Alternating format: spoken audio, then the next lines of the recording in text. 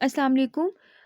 आज हमने पढ़ना है oral cavity. Oral cavity section है यानी कि पार्ट है हमारी एलिमेंट्री केनाल का या फूड केनाल का या जो गट है या खुराक की जो पूरी नाली है उसका पहला पार्ट ओरल कैविटी है। ओरल यानी कि वर्ड रिलेटेड है ज़ुबान के, जैसे हम कहते हैं ना ओरल टेस्ट, और कैविटी कहते हैं खाली जगह को। तो ये खाली जगह है जो कि ज़ुबान के इर्द-गिर्द होती है। अब ये खाली जगह मुँह के पीछे होती है। मुँह यानी कि ये वाला जो पार्ट है, लेट्स से कि ये एक पर्सन है, ये उसका साइड व्यू है।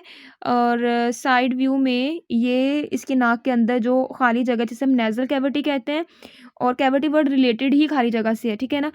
और जो माउथ है उसके अंदर खाली जगह, ये इसे हम कहेंगे ओरल कैविटी। ओरल कैविटी किसके पीछे है? माउथ के पीछे है। जैसे ये हमारा माउथ है, ठीक है? और माउथ के बिहाइंड, पीछे ये जो स्पेस है इसे हम कहेंगे ओरल कैविटी।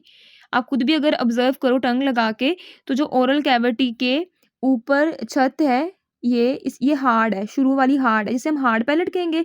और आगे जो थोड़ा-सा पीछे अगर जाएँगे ना, तो ये सॉफ्ट होगी, सॉफ्ट पैलेट होगा और हार्ड पैलेट होगा। और जो ओरल कैविटी की स्पेस है ना, यहाँ पे आपको पता है कि टंग होती है। तो ओरल कैविटी यहाँ तक होगी, ये यहाँ तक, ठीक है? और जो नाक की कैविटी है वो यहाँ तक है, नेज़ल कैविटी। इसके बाद ये जो पैसेज है ना, ये पूरा जो एक रास्ता है, इस रास्ते को हम कहते हैं फेरिंग्स, ठीक है? इसे हम क्या कहते हैं? फेरिंग्स कहते हैं। फेरिंग्स एक ऐसा रास्ता है जो कि जिसकी वॉल्स जो है वो मसल से मिलकर बनी हुई है, और जब ये फूड को आगे पैसेज में यानी गुज़ारने में हेल्प करती है। ओरल कैविटी का क्या फंक्शन है, डिटेल से हम बाद में देखते हैं, पहले हम इन पार्ट्स को समझ लेते हैं।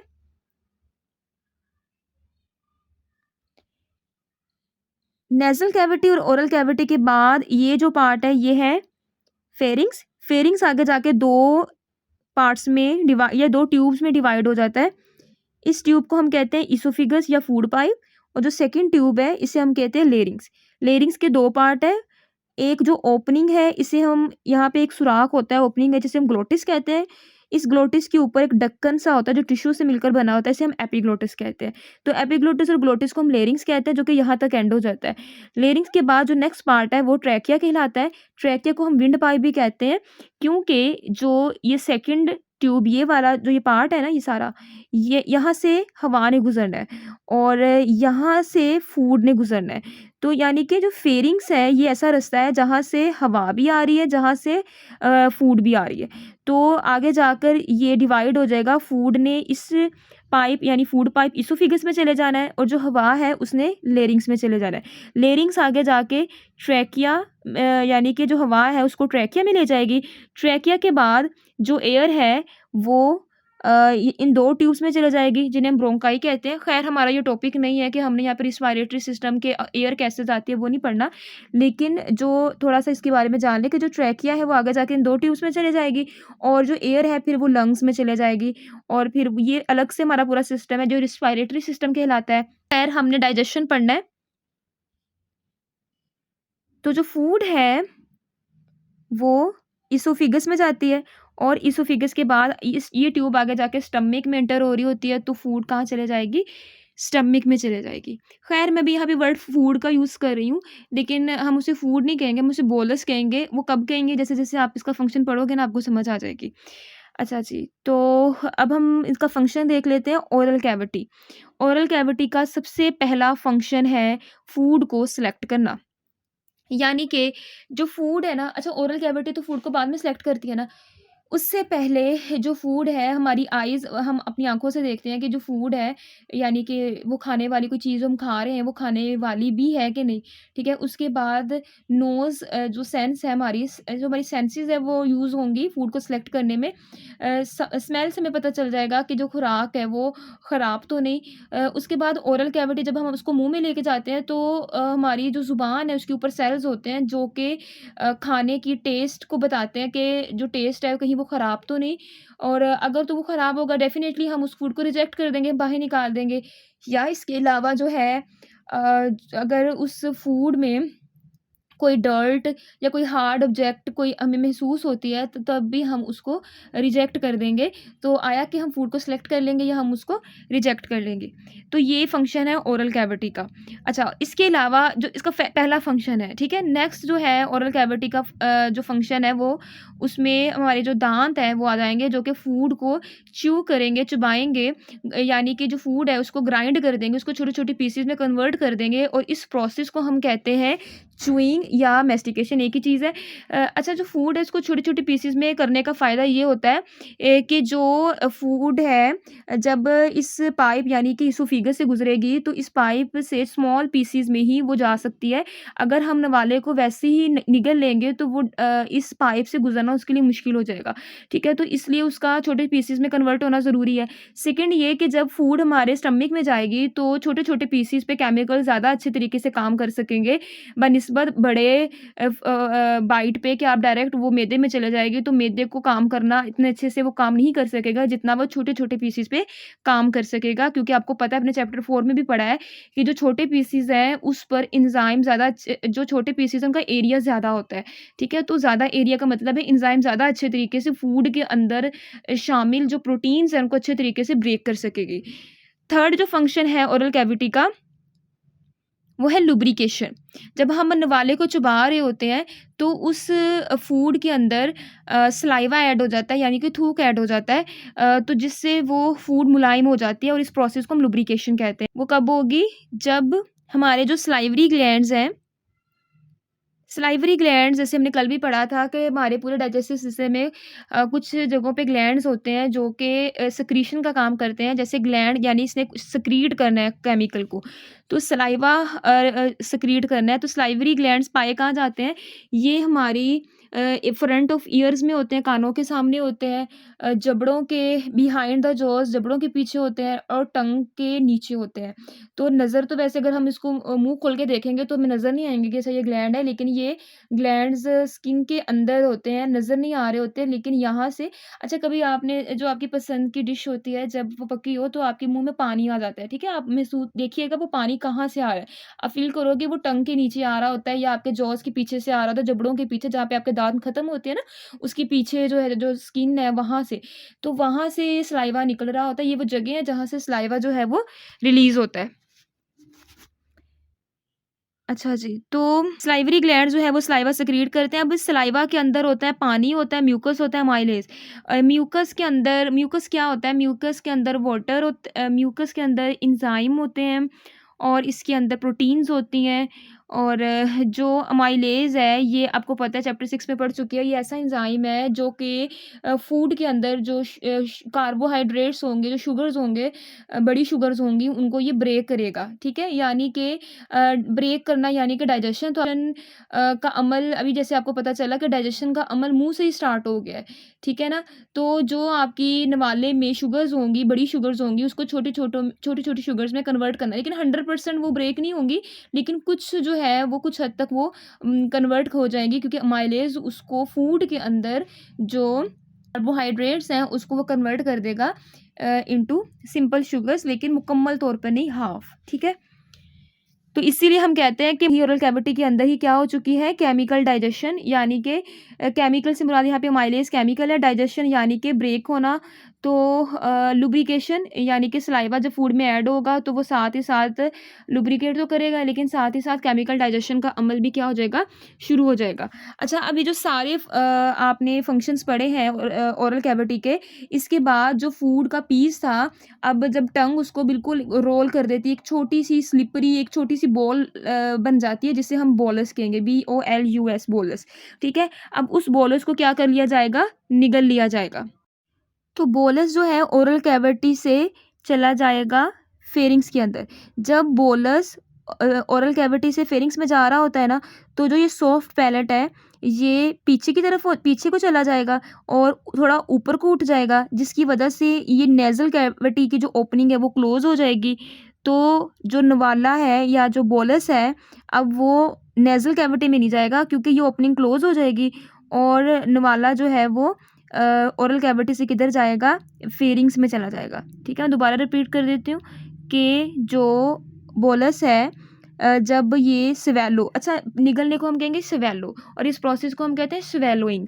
तो जब बोलस स्वेलो हो रहा होता है, ओरल कैविटी से फेरिंग्स में जाना होता है, तो उस वक़्त सॉफ्ट पैलेट पीछे को हो जाएगा और ऊपर को चला जाएगा, जिसकी वजह से नेज़ल कैविटी की ओपनिंग बंद हो जाएगी और बोलस जो है वो ओरल कैविटी से किधर आ जाएगा, फेरिंग्स में आ जाएगा। तो इस प्रोसेस को हम कहते हैं स्वेलोइंग।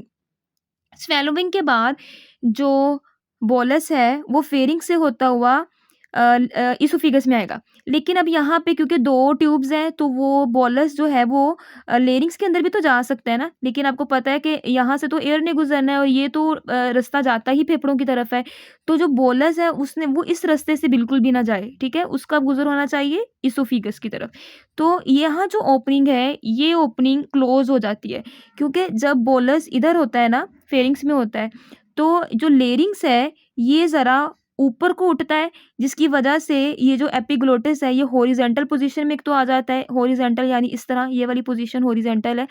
तो जो बोलस है वो उसको रास्ता नहीं मिलेगा, क्योंकि जब ये लेरिंग्स ऊपर को उठेगा, तो ये ढक्कन के साथ जो ओपनिंग है वो लग जाएगी, जिसकी वजह से ये सुराख बंद हो जाएगा और नवाला जो है फिर वो लेरिंग्स में नहीं जाएगा, बल्कि वो डायरेक्ट किधर चला जाएगा, ईसोफिगस में चले जाएगा, ठीक है? अब जो ईसोफिगस है ना, जैसे सेकंड पार्ट फेरिंग्स आपने देखा, फेरिंग्स के अंदर किसी किस्म की खुराक हज़म नहीं हो रही, इसी तरह ईसोफिगस के अंदर, इस ट्यूब के अंदर भी किसी किस्म की खुराक हज़म नहीं होगी।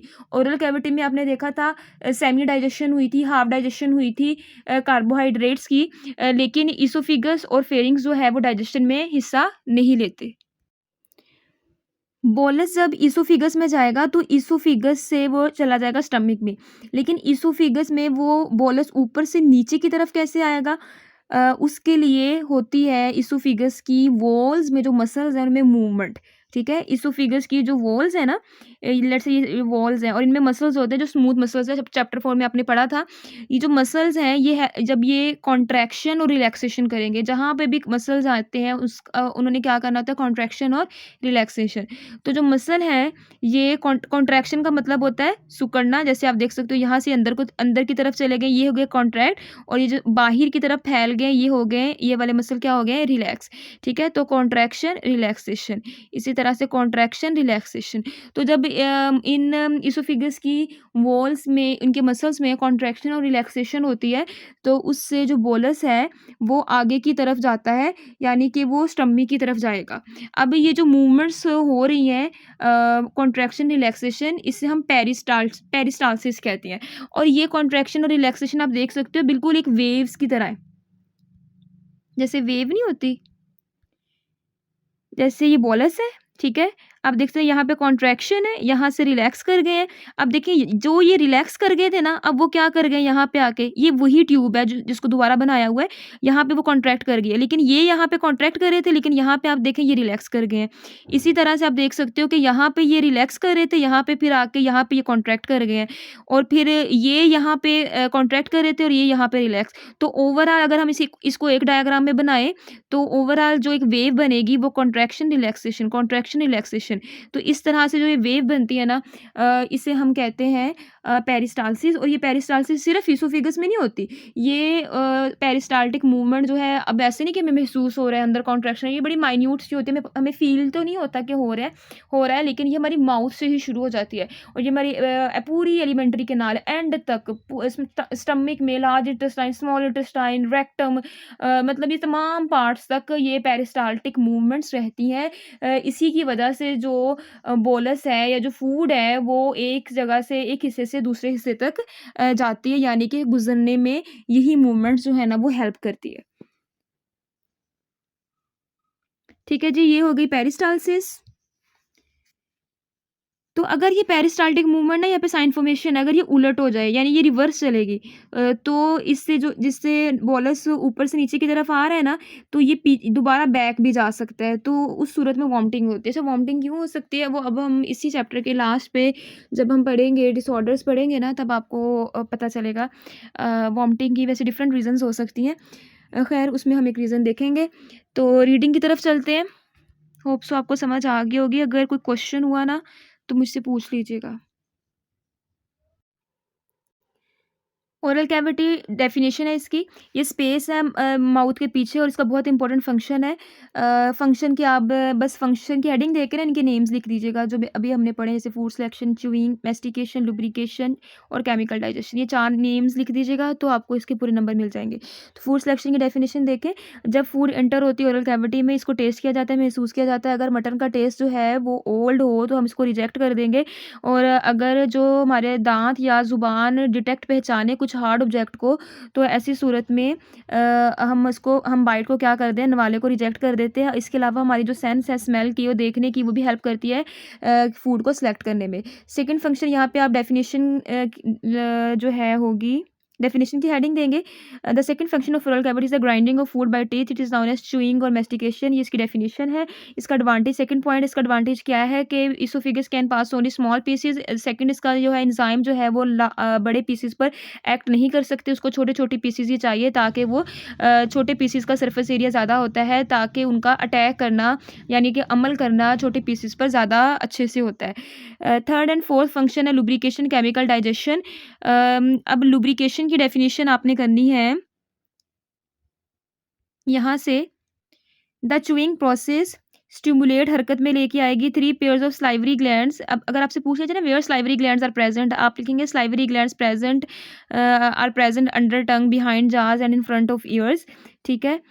अगर स्लाइवा की डेफिनेशन आ जाए तो आपने यहाँ से लिखनी है, यहाँ से salivary gland and salivary glands under release a juice called saliva.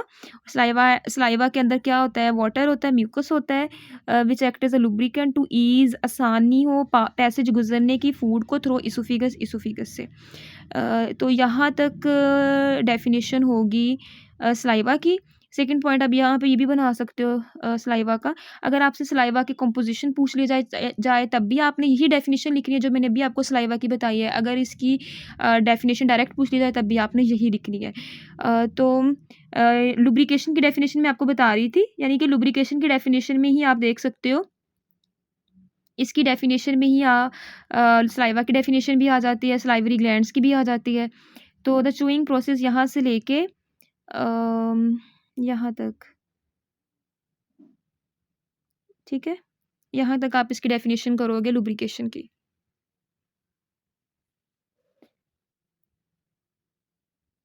Chemical digestion की अगर डेफिनेशन आ जाए ना तो आपने यहाँ से बतानी है, यहाँ से ये वाली। ठीक है। इसके बाद डेफिनेशन है बोलस की, बहुत इंपॉर्टेंट है। During the process of chewing lubrication semi digestion, the pieces of food are rolled up by the tongue into small slippery spherical goal mass called bolus।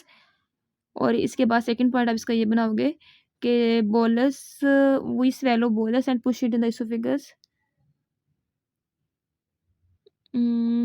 through pharynx।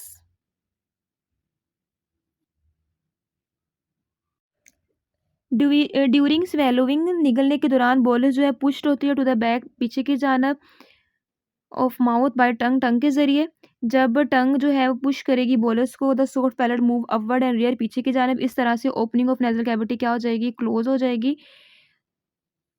तो यहाँ तक आप ये आगे भी व्हेन स्वेलोड, जब निगल हो जाएगा, bolus passes pharynx to enter oesophagus. ठीक है। यहाँ तक आप डेफिनेशन करोगे स्वेलोइंग की। इसके बाद आप यहाँ पे हेडिंग दोगे अडेप्टेशन, तरीक़ाकार। फेरिंग्स के पास एक अडेप्टेशन है टू प्रिवेंट, रोकना कि इंट्रायोबोलस पार्टिकल जो है वो ट्रैकिया में ना चला जाए। फिर है जी स्वेलोविंग के दौरान लेरिंग्स जो है, लेरिंग्स क्या है, टॉप ऑफ ट्रैकिया जो मूव अपवर्ड फोर्स करेगा एपिग्लोटिस को, फ्लैप टुकड़ा of cartilage into horizontal position. Glottis क्या है, ओपनिंग ऑफ ट्रैकिया इस क्लोज, बंद हो जाएगी। The beginning of swallowing action, निगलने का जो अमल है, इसकी जो शुरुआत है या शुरू होना है वॉलंटरी है, वॉलंटरी यानी अपनी इख्तियार में है, लेकिन एक दफ़ा फूड जो है मुंह के पीछे चले जाए तो स्वेलोविंग का जो अमल है वो क्या हो जाता है, ऑटोमेटिक हो जाता है। अच्छा, यहाँ पे एक तो डिफरेंस आ सकता है ग्लोटिस और एपिग्लोटिस में। ठीक है, तो इसका डिफरेंस आपने होमवर्क में लिख लेना है। ग्लोटिस की डेफिनेशन दोबारा नोट करें, अभी जो मैंने रीडिंग करवाई है ना इसी में है। ग्लोटिस क्या है, the opening of trachea is called glottis, और एपिग्लोटिस की है a flap of cartilage is called epiglottis. और इसके अलावा आप इसका सेकंड पॉइंट लिख सकते हो, epiglottis is present above the glottis, glottis is present below the epiglottis. या आप इसका सेकंड पॉइंट डायग्राम का बना सकते हो, छोटी सी सिर्फ लेरिंग्स की बना दें, बाकी सारी नहीं, दोनों तरफ, एक तरफ उसको एपिग्लोटिस मेंशन कर दे, दूसरी तरफ ग्लोटिस मेंशन कर दे, जो मैंने भी आपको जहाँ से मैंने आपको समझाया वहीं से बस उतना सा पार्ट था। और लेरिंग्स की अगर आ जाए डेफिनेशन तो आपने लिखना है the top of trachea is called larynx. Second point ये बना सकते हो कि during swallowing larynx moves upward and forces the epiglottis into horizontal position. ठीक है,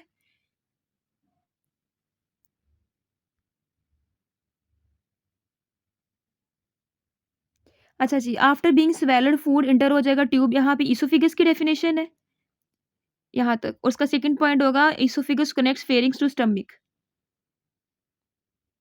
और ना ही फेरिंग्स ना ही इसोफिगस कंट्रीब्यूट हिस्सा लेता है डाइजेशन में, और जो प्रीवियस डाइजेस्टिव एक्शन है सलाइवा का वो कंटिन्यू रहता है। यानी कि जो सलाइवा है ना वो तो फूड के अंदर जो कार्बोहाइड्रेट्स है उसको डाइजेस्ट करता रहेगा।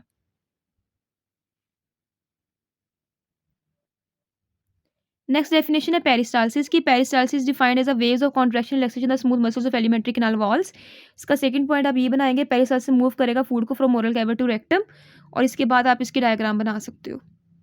और ये साइन इन्फॉर्मेशन अगर आपसे पूछ लिया जाए कि अगर पेरिस्टालसिस की डायरेक्शन उलट हो जाएगी तो क्या होगा, आप लिखोगे कि vomiting, the vomiting results when the direction of peristalsis reverses.